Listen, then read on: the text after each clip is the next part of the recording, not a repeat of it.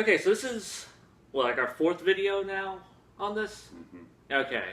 And these were the two number 17 episodes, and how Gohan got his groove back. So, and they were, it's, honestly, these were two episodes, like the first of the 17 episodes in the Gohan episode, I actually did go back for, because, like, whenever those happened, I was just like, oh, fuck, man, yeah, I want to see 17, I want to see what he's been up to, and everyone was hyping up, it's like, dude, man, 17's back, oh shit, and I'm like, I don't trust any of you fuckers, and I watched it, and I'm like, they're serviceable, you know, like I felt like it could have been better. And then, like, I skipped the, like, bullshit 17 filler episode, and then, like, went straight to the Gohan episode, because I was like, dude, man, Gohan had, like, a really good character episode. I was like, oh, man, I really like good Gohan character episodes. So I watched that one, and that one was getting super hyped, and I'm like, it was... Like, I'm really starting to feel this kind of, like, the meandering nature, though, of this arc, where it's just like, for fuck's sake, just gather everyone off screen. We're gonna do this, like, 8 more fucking times. Like, hey guy, what stupid bullshit have you been doing? That's cool. Good thing you've been training off screen. Yeah, like, that's one of those things that gets me, because, like, that seems to be, like, the thing of this arc, it's just like, oh, well, I've been training off screen this entire time, so now I'm fucking ripped and I can go toe-to-toe with the gods. And I'm like... Yeah. I think he's going to be in our next set of episodes, but yeah, I'm just... Oh my goodness. So, yeah, like 17, you know, he's just like, oh, I've been training off screen. I'm like, with who? For what reason? Clearly, he's been training with the Straw Hat Pirates, because that motherfucker lives on a One Piece island now. Right? Okay, like, I love how when they first show the animal reserve that he lives on, it looks like it looks totally like a fucking One Piece island. It's like a little ridge of land and then giant fucking plateau, and I'm like, that's a One Piece island. In fact, I wouldn't be surprised if that were just stock footage from an episode of One Piece, because when they go back... all the weird animals on it, I think he killed that guy in a box. Oh, man. What was it? Like, I saw recently, they, in the manga, they apparently introduced, like, a girl in the box. Yeah. And their names are apparently some rock legend, like, fucking reference. That, like his first, like, his name and their name, like, you put them together, and it, like, makes the name of, like, some... Omashu. What? Did you just make an Avatar reference? Wow. That's cheating, because you actually watched that like a week ago. I haven't seen the fucking Avatar in like 3 years now. But, yeah, like he's on this island reserve, and like exactly, I feel like that, like, the first time they show that island, it was stock footage, because when you see the island again, it looks completely different. It's way bigger, and it's like, oh, it's like flat land with some mountainous regions to it. Absolutely changed. Yeah, it was a completely different fucking island. So I'm like, that was just totally a fucking stock island from goddamn One Piece. Like, it's like a One Piece filler island. They're just like, whatever. So, I watched a lot of DBZ filler where characters forgot they can fly. Yes. I'm here to tell you, man, the alien poachers from that episode may be the dumbest thing I have seen in a Dragon Ball anime. You know, yeah. What was it? I remember seeing, like, it being compared to early GT. And, like, early GT did some dumb shit. Like, I understand the criticisms there. I still find it enjoyable, but the criticisms are pretty valid. This was worse than any fucking GT episode. Fuck that entire goddamn poacher episode. Like, first off, like, I like how it's like we just established, what, there's 23 planets, I think? I think 28. 28. Yeah, so there's 28 planets, and just so happens that one of them, like, one of the fucking planets... An entire market for enormous exotic animals that... Here's the other thing. Oh, it's such and such an animal. That's really rare. wait a minute, Dragon Ball. Are you making a case for evolutionary determinism? Is that how your multiverse is set up? There's only a limited number of animals that will develop on any given world with life? Is that because your Kaios are lazy fuckbags who are all drawing from the same coloring book of I Like Bears? Seriously. We've never seen them before. Oh, they're really rare. Did they develop on other planets? Do some of the other 28 planets know about them? Did there used to be a bunch in South Galaxy? Before Broly destroyed it. Gotta get that Broly joke in there, Aggro! I apparently have to get that Broly joke in there. You can't disappoint them. They were so let down last week. I'm pretty sure we have a couple on Suicide Watch because you didn't make your shitty fucking Broly joke at the end of the video. So yeah. Maybe there's just that one guy buying all those planets from Frieza, and he's using them to make menageries. This entire universe is a monosopy. There's just one guy buying all the labor. Yeah, like I have to wonder like what's because like I said, like you brought up there's 28 fucking planets with life on them. We know one of those Planet Namek. Assuming Planet Namek is still around and someone there wiped them out too, off screen. But we have Earth, and then just like we have this one rare fucking species of animal, and then just after finding out that there's only 28 planets, a fucking species from one of those 28 planets shows up to take one of our fucking rare ass animals because they apparently know about it. So that they can sell its fucking entrails on like the fucking alien black market? Okay, you remember the mirror ship from the trip to Namek? Yes. It seems like there's a whole lot of large-scale spacefaring technology floating around in this universe. And with the rate of planetary attrition in this universe, look, every time you saw a Frieza building on a random planet, it looked like a prefab pod building that just got put there. Mm-hmm. Maybe there's only 28 planets inhabited with life. There's a shit ton of station or just spacefaring civilizations just wandering around in synthetic habitats. Oh, man. Yeah, honestly, I actually have thought about that because I do wonder what do they consider a planet with life? Do they just, because maybe they take you from NASA and anything smaller than. Fuck you, Pluto's a planet. It's all these planetoid races, lesser humans. Look, Pluto got a Sailor Scout. It's a planet. That is my metric by what makes a planet. It has a Sailor Scout attached to it. I keep waiting for a new Sailor Moon series where they get the Kuiper Belt millions. For every random bean-shaped asteroid in the Kuiper Belt, there's a Sailor Scout. Just this huge fucking army. Man, I need that fanfic. I need that Sailor Moon sequel to exist where she's already Neo Queen Serenity and she has her legion of army that she calls that. Yes! Someone get working on that fanfiction. So yeah. The Poacher episode was complete goddamn retarded fluff. I mean, we have these characters. These poachers are what? Early Frieza soldier grunt fucking tier guys. And you have, Goku, who's a fucking god, and 17, who apparently can just go toe-to-toe with a fucking god. And they're just let's just, run around and beat these guys up. Just fucking use your pure fucking brute strength. That whole thing should have been over in seconds.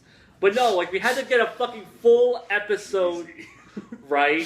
Oh, I'm sorry, 22 minutes, what apparently was, actually 5 seconds. That's, of course. This whole altercation was only 5 seconds long, but it's in Dragon Ball time, so it took 22 minutes. Oh my god, no, I fucking hated that piece of shit, worthless fucking episode. The episode before it was okay. And that's the thing, it's only okay, and I feel the big return of 17 should have been a bit more interesting than that. And I kind of liked it. Like if 17 had showed up, it would be different. But Goku went out to One Piece Island to meet him, and he and 17 sit around the campfire. Yeah, that stuff's great. That's while golden. 17 slowly realizes that this guy's actually retarded. It's like all those lingering doubts I had about the direction my life went in. Gone. I don't want to fight this fucking idiot. So, something worth noting that I thought was really kind of humorous there's these little continuity nods in this episode that I actually enjoyed. Because usually when Super does continuity nods, it's either dumb pandering bullshit that doesn't make sense, or just dumb pandering bullshit that I fucking hate. Here it was pandering. It was pandering, but it was my kind of pandering specifically, and that was one when he was talking about his kids. Like, oh, I have 3 kids, but he mentions 2 were adopted.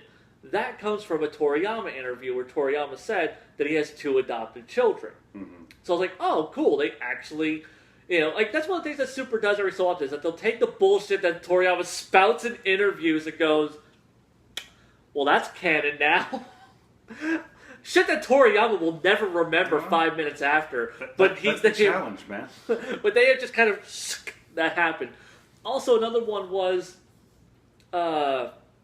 17 saying like, "Oh, I recognize your voice." It's like, you know my voice, and he goes, "I know a lot of things about you." Even though we've never met, and that goes back to whenever Goku was doing the Spirit Bomb. Both in the manga and the anime, when 17 has his little cameo, he goes, I haven't heard that voice in a long time. 17 and Goku had never met. And when Toriyama was asked this in an interview, he just outright said it, I fucked up.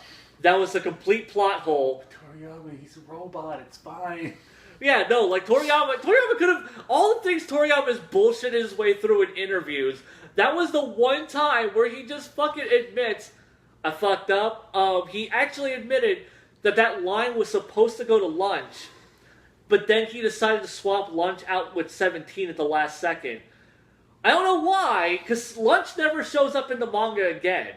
That last time we see her in the 23rd tournament is the last time she's ever seen. When Goku is, I think when her, shit, I don't even know if she's even, I think she's referenced in the manga during the Raditz thing. But we never see her. So, Toriyama remembered lunch for 5 minutes, went, I should put her back in the manga for the finale. Now I'll put 17 in instead. And because of that, he made, this fucking plot hole, admitted he fucked up, it was a plot hole, and then Super retroactively comes in to, fix Toriyama's bullshit.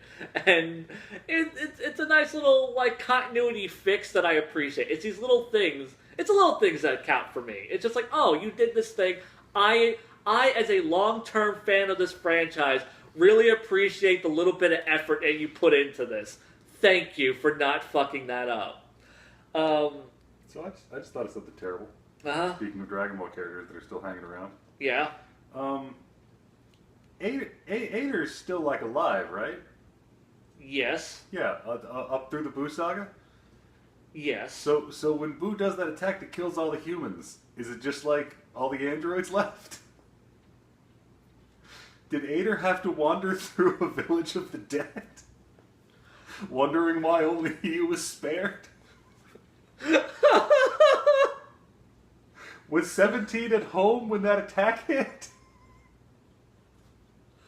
I would have to assume that they were that arbitrarily he was killed too, even though Hachan is the equivalent of a humanoid mailbox. He's an inanimate object technically. Do the Dragon Balls consider androids to be people? Okay, well, 17 was wished back after Cell self-destructed. Yeah, but I'm talking about the broad form wishes. Everybody Buu killed. Okay, are we asking would Hachan have been, would Hachan be resurrected?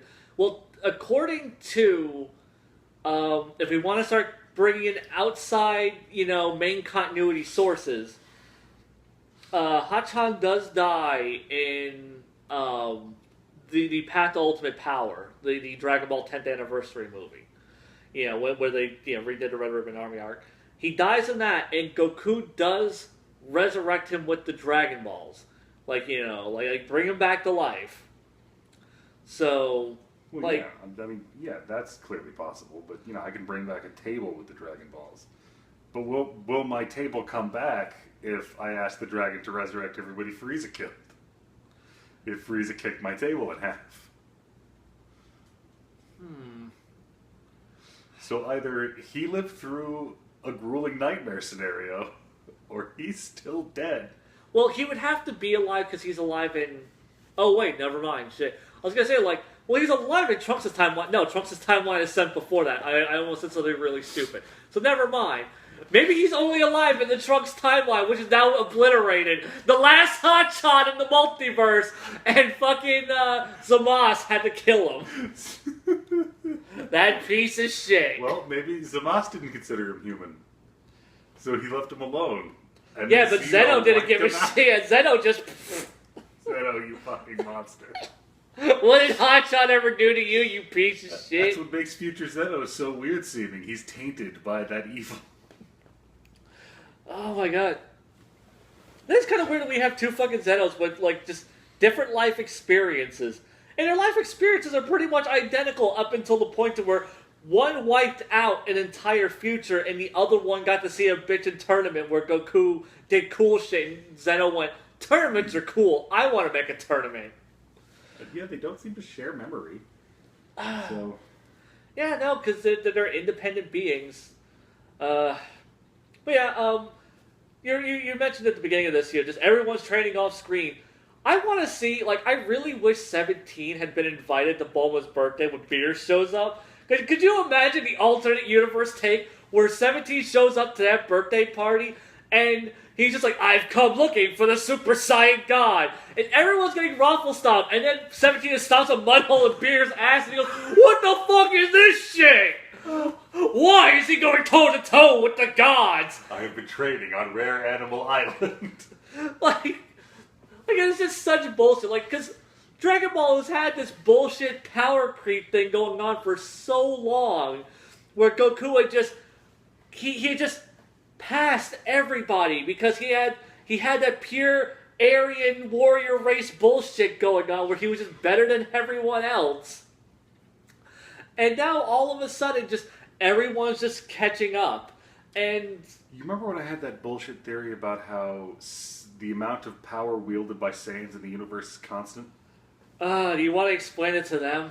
Well, it was the notion that, that sentence is kind of self-explanatory. There is a constant amount of Saiyan power in the universe. Okay, basically, Aggro feels that Saiyans are like Jet Li's the One. The fewer Saiyans that you have, the more the power gets distributed throughout them, which is why when we're down to this handful of Saiyans, they're the most powerful things ever. And why the half-breeds are even stronger, because there's a lensing effect.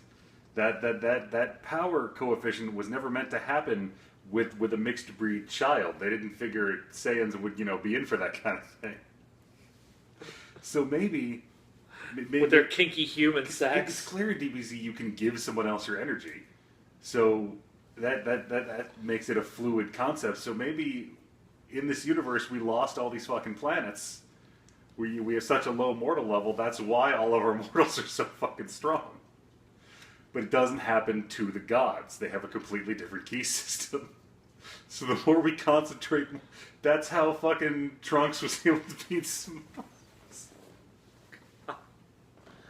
Oh, fuck you. Fuck you, fuck that arc, fuck that ending. Only he could feed on his universes, flowing around human energy.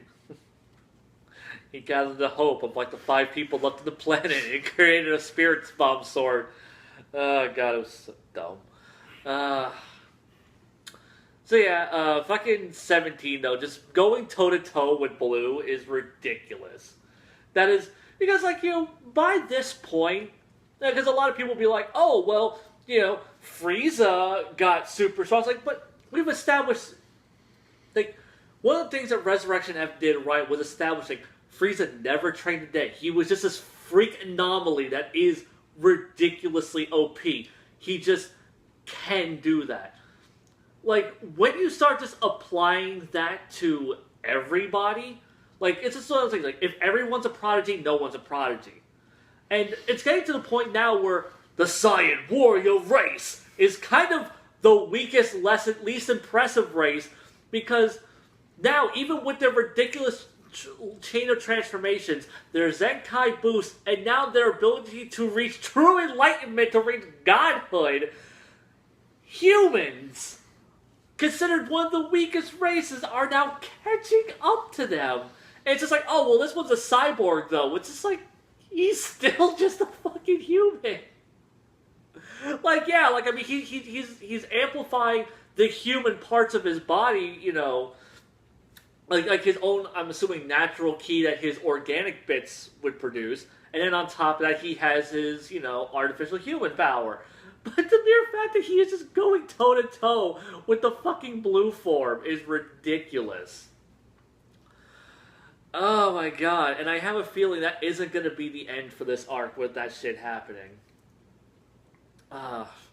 So yeah, we have that, we have the dumb fucking filler bullshit, god. Like I said, like, this is where you start feeling just this arc just coming to this crawl, where it's just like, for fuck's sake, just do the off-screen narrator going, and then Goku gathered everyone together. Because we didn't need this. Like the reason, and people will bring up, like, people can defend, it's like, oh, well, it's like, you know, it's no different from, like the 10 days before, like, the Cell games or whatever. It's like, the Cell games, the filler leading up to the Cell games, that was our breathing period after all the crazy bullshit we had had. We had had, like, Trunks shows up.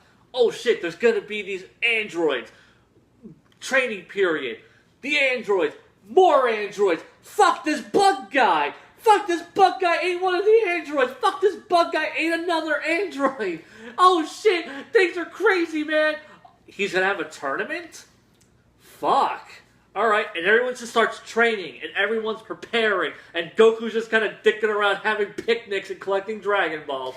Let's go drive cars. Right? Like, we just get, like, this breathing period that's going to, and then the introduction of Mr. Satan, that's going to build up into this tournament. This arc hasn't earned this breathing period, because it had 2 episodes to establish this tournament, 4 episodes of just kind of filler fighting, like, we'll see what you guys can do, exhibition stuff, and then it's just dragging it out to, like, this main tournament. That should have gone right into the Tournament of Power. Like, that was supposed to be the ramp-up period. They just stopped everything, and now we're gonna do this bullshit. Yeah, like, this entire thing should have been 4 episodes total, I feel. Like, it should have been, like, Goku gathering everyone off screen. Like, give Gohan, like, his character episode. Gohan has, like, his character episode. Like, he starts learning, like, bringing out his true potential, shit like that. Stuff like that, I feel, is important. That's an important character moment for him. So you need that. And then just focus on the other universes. Because, like, every time it cuts away to, like, the other universes, those other characters, honestly, are way more interesting than what's going on with our core cast. Like, when it goes off to, like, the Pride Troopers, and it's just like, they're in a bar, just, like, yeah, we need to, like, gather everyone. We have to get to, like, go to, like, the other planets and get to the other Pride Troopers. I'm like, that's, like, that was cool shit. Where, like, Kaba, like, there's actually a scene. In these 3 episodes, there is one scene of Kaba going, like, I love how you kept calling him Vegeta's brother. What does he fucking look like? Right? Cause, it's him, right? Why is he in the other universe? Yeah, because I remember you were just like, why is Vegeta's brother gathering I was like, oh right, you skipped the Universe 6 arc. Yeah, Kaba just looks like fucking Tarble, because reasons. Probably because Tarble was fucking retconned in Super. Tarble either doesn't exist, or very least that storyline with Tarble doesn't exist. So yeah, like you get to see, like, him, like, he's like, oh yeah, like, awesome Saiyan warrior guy. We need you for this tournament. Like, can you help us? Like, dude, man, I got a fucking bum knee. Sorry. But my sister, he's like, oh man, but your sister's a scary cunt. I don't want to deal with her. So yeah, we get like a little bit of Caulifla. What? So I've never seen her before, so when I try to think of what she's like, I just imagine her walking up and going, "What's your power level?" Mine's pretty big. Ooh. Oh shit. And yet she's not the Broly analog. It's so weird. Like, it felt like they were trying to pull a red herring because we already knew that there was a girl Broly coming. And we have this character who's named after cauliflower, which is clearly just broccoli, cauliflower. Ah, I see what you guys are doing. You look at her, she's all rough and tumble. She has, like, her hair looks like Broly's hair in his base form, just kind of all spiky and shit, just kind of poofy. And I'm like, oh, okay, like, I guess this is the Broly analog. Oh, wait, this isn't going... We're gonna find out later that this isn't the Broly analog. I don't know jack shit about the Broly analog, other than she's the Broly analog, but... Yeah, so... But yeah, like I feel like these episodes could have been... It could have been way cut down. It's just fucking mandering bullshit. Yeah, it was nice seeing 17. 17 sure as shit didn't need 2 whole episodes of himself. He needed half an episode tops. I'm really shocked when they're like, wait, we're rolling into the next episode. Why is this still happening? Right? Yeah, because him being like, oh, well, I'm apparently a nihilist. If everything gets wiped out, who gives a shit? I'm like... Well, I mean, what about your wife and kids, dude? You just got done talking about how... What's he gonna do? Be sad about it? No. I mean, he doesn't know that there isn't an afterlife if everything gets wiped out. I mean, he should at least care if they want to live. I mean, Aggro, I'm an atheist. I don't believe in an afterlife. I still don't feel like fucking dying. Yeah, but I mean, if the whole at least not at the universe gets moment. wiped out, it's like, whatever. Okay. God damn it. Because honestly, I will have to admit, my one reason for wanting to exist is to see all the cool shit that happens after I die. Fuck. I mean, honestly, I don't have that many human attachments. Fuck. Man, you just made me understand his nihilism, and I don't... But I feel like he shouldn't have that nihilism, because I feel like he values life more. Just because, like, that whole fucking... Also, what... I think he values life in the sense that he loves running his weird black market menagerie. Because look at the size of that island. And look at the size of those terrestrial predators. None of that shit is native. He brought it here to dickwave about how he owns all these rare animals. Also, like, how did those poachers get there in all those tanks? Did they just bring them in capsules? That makes beach landings really, really efficient and really, really silly looking.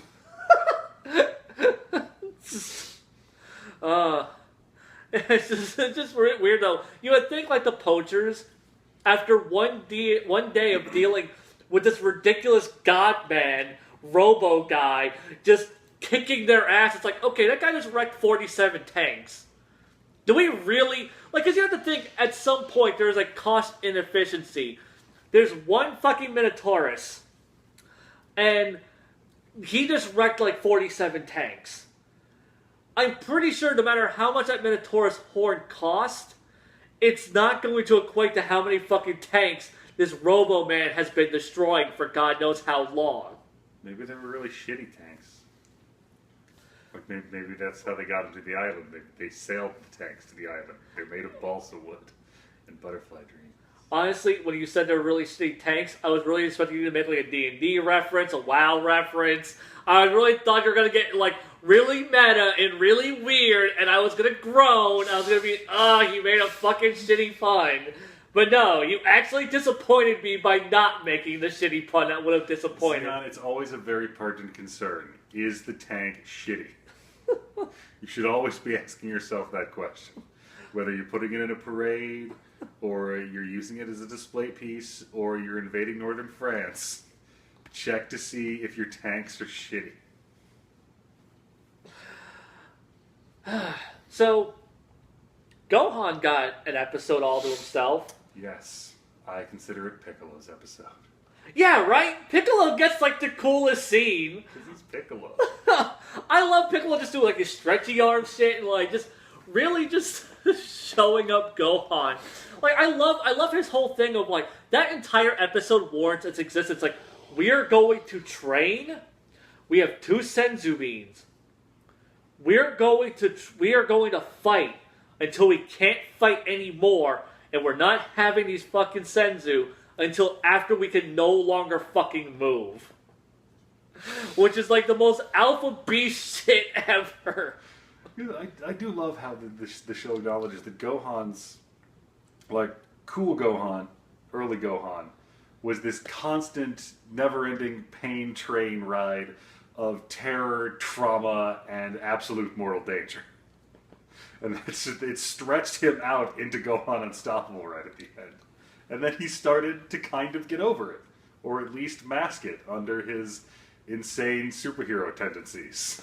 Yeah, because Please read Alan Moore. Yeah, I do like the fact that they retroactively acknowledged that Gohan being a smug douchebag when he has too much power is a character flaw within him. Instead of just kind of, because you know Toriyama never wrote that. I guarantee you, in Toriyama's notes, nowhere does it say, retroactively fix Gohan's character. Notes. Right? Like the bullshit he scribbled on his fucking Arby's napkin that he calls his fucking treatment for this arc. That Toei is, because like you can tell Toei's writers, because people want to sit there and shit on Toei's writers. Toei's writers don't know what the fuck they're doing. Toei's writers, like if it wasn't for Toriyama, we wouldn't have good storylines. We need Toriyama here. All the best shit that's coming at us, I guarantee you, is not Toriyama. Yeah, a lot of the dumb shit that's coming from this is also Toei, like the fucking poachers. But the good shit with Gohan and retroactively going back into his character, reflecting on how he's been presented, how it conflicts with how they usually try to portray him, and identifying this as a character flaw and reconciling these two personalities within Gohan. Like, the fact that, like, Toei's writers give enough of a shit, they're way better at treating Toriyama's characters properly than Toriyama is. Let's be fucking honest about this. And I do like the fact that Gohan, like, that Piccolo just outright just spews it out there. Like, you got really fucking arrogant, and that's why you got fucking absorbed by Boo. That was your fuck up. That was your failure. And that was great shit. I love that. The only thing that really bugs me, though, is I feel like that was a little too short. Like, because that doesn't come into play until, like, the halfway part of this episode. And I feel like that should have been the opening of this episode. Really dig that shame in there and, like, really make Gohan reflect on himself. So that way, whenever he pushes himself to hit that level later on in the episode, like, he really felt like he earned it. Not just, he got, like, shamed into it, and then, like, he just kind of focuses for, like 5 minutes and then pulls that power back out of nowhere. Which, by the way, fuck his stupid bang. Fuck that stupid-ass bang they gave him to indicate that he's Ultimate Gohan.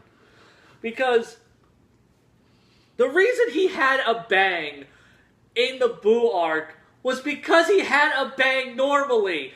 The whole idea of Ultimate Gohan originally, the way he was originally conceived, was they show him as his Super Saiyan, like he's drawn as Super Saiyan Gohan with black hair, basically.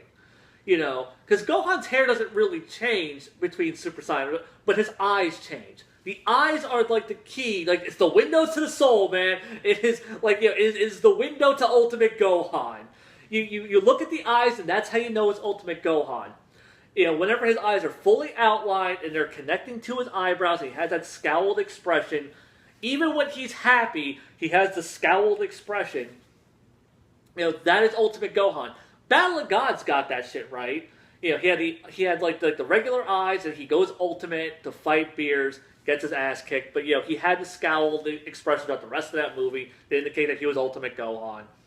And, oh fuck. Oh, I was going on this tangent. I was almost derailing myself. But yeah, in Super they completely fucked this up because they just start giving him fully outlined eyes all the time. So whenever he goes ultimate, like they're like, oh shit, how do we indicate that he's ultimate again? Let's give him the bang. So fucking dumb. See, now all I can think of is Gohan with like a tiny bang Shishigami coming out of his head, shouting "Ukemi." Oh, God. I had to remember who Bang Shishigami was for a second. I was just like, which Bleach character was that? Wait, no, he's from... Wait, shit, he was from Blaze Blue. Oh my god. I think I have a new, terribly dismissive thing to say to people on the internet when I don't want to know what they're talking about. Which Bleach character is that? I think that's like I unironically, the first... Because I do that shit to people all the time, especially you. But I always do it ironically. I think that's like the first time, unironically, I just didn't know what you were talking about and was about to fuck it up. Oh my god. But yeah, the Gohan episode, it just kind of, like I said, because I feel like it doesn't reflect on Gohan enough, like that kind of internal struggle, it took what could have been a great episode and made a good episode. And, like, I feel like, you know, calling an episode of Dragon Ball Super good is, like, the highest compliment I can offer. It's just like, congratulations, you were a good episode. But, It's like, alright, Piccolo, I gotta go get the rest of the guys for the tournament. You keep being Gohan's dad. Bye. Right. Also, Piccolo having just... Because Piccolo was great in this entire episode. Just, you know, like, I want to see that power. This isn't your true power. Bring out that power. You're fuck up. You fucked up. This is your flaw. And then, like, when he actually reaches his ultimate form, they show that Gohan, like, because, you know, character flaws, you don't just have a pep talk and you get over that shit. That's how like, I do it. Well, some people aren't the robot that you are. You can't just point out, hey, Aggro, you're kind of shitty at this one thing, and then you magically fix it after you acknowledged it. But for the average human, you know, character flaws, they stick around for a lot of people. And, like, even after Gohan acknowledges, oh, I need to fix this, he still gets arrogant.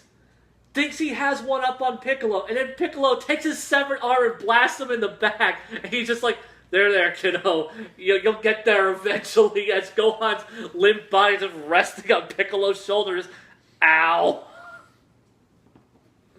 Oh, man. That was... Yeah, like it was good shit. Like it was, like, there's mediocrity in this episode, but, you know, what it was going for, it was aiming for greatness, hit goodness. I kind of feel the 17 episode was trying to do the same thing. It was aiming for goodness, or aiming for greatness, hit goodness, or okayness. And then that fucking poacher episode was just rock bottom fucking garbage. Like, that is one of the... I would say it is the worst episode of Dragon Ball Super had the Bukake Vegeta arc not fucking happened. And I know you haven't seen that, so you have no context. And I can't, like, Google it. Yeah, no, because I'm never going to give you any more context other than the Bukake Vegeta arc.